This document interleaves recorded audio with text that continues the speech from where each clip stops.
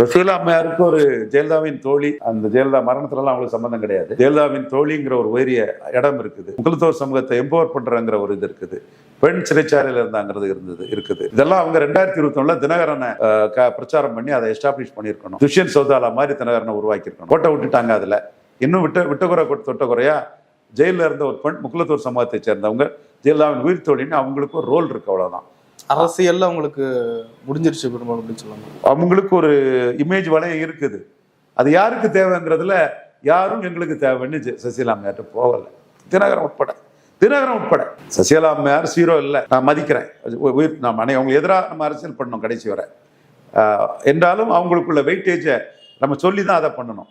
அவங்க வெற்றி பெற்றாங்கன்னா இந்தியா ஃபுல்லா சீஃப் மினிஸ்டர், இந்தியா ஃபுல்லா ஒரு பேக்வர்டு கிளாஸ் அரசியல் பண்ணிடுவாங்க. மோடிக்கு எதிராக நடராஜன் நெட்வொர்க் பெருசு, அவங்க பெரிய ஆளுங்கிறதான் சொன்னோம். இன்னைக்கு நம்ம அவங்க பெரிய ஆளுங்கிறத நாம மறுக்கல.